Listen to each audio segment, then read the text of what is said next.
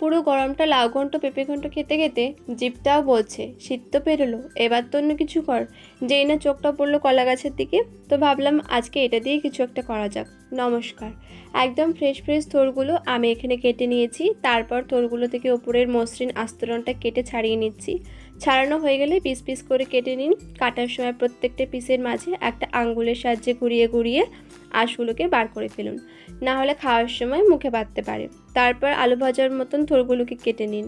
কাটা হয়ে গেলেই জল দিয়ে ধুয়ে হাফ চামচ নুন দিয়ে ভালো করে আটা মাখার মতন মেখে নিন। তারপর 10 মিনিট এটাকে ঢেকে রেখে দিন। শিলের ওপর 2 চামচ সর্ষে আর 4টে কাঁচা লঙ্কা ফেলে দিয়ে বেটে ফেলুন। ঝালটা অবশ্যই আপনাদের স্বাদ মতন। 1 চিমটে নুন দিতে ভুলবেন না। নুনটা দিলে বাড়তে কষ্টটা কম হবে আর একদমই মিহি করে বাটাও হয়ে যাবে। তারপর থোরটা যেটা নুন দিয়ে মাখিয়ে রেখেছিলেন সেটার মধ্যে দেখবেন জল জমেছে, সেইটা পুরোটাই ফেলে দিন। গ্যাসে কড়াই বসিয়ে দিয়ে তেল দিয়ে দিন। যেই দেখবেন ধোঁয়া উঠতে শুরু করেছে, কিছুটা পরিমাণ কালো জিরা গরম তেলের উপর ফেলে দিন।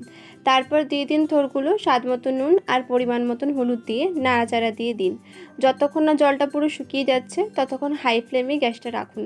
জল শুকালেই গ্যাসটা কম করে রাখুন, নাহলে ঠিকঠাক সেদ্ধ হবে না। যেই দেখবেন সেদ্ধ হয়ে গেছে সেই আবার হাই ফ্লেমে করে ভাজা ভাজা করে নিন। এই টিপসটা তাদের জন্যই যারা সবে সবে হাতাখুন্তি নিয়ে হাতে খড়ি দিচ্ছেন। ভাজা হয়ে গেলে মশলাটা দিয়ে দিন। নাড়াচাড়া দিয়ে মশলা ভাজা ভাজা করে তেল ছাড়লেই থোরগুলো মিশিয়ে ভেজে ফেলুন। তারপর নিয়ে নিন 1.5 চামচ ময়দা, তাতে কিছুটা জল দিয়ে গুলে নিন। সেটা থোরের মধ্যে দিয়ে দিন। নাড়াচাড়া দিয়ে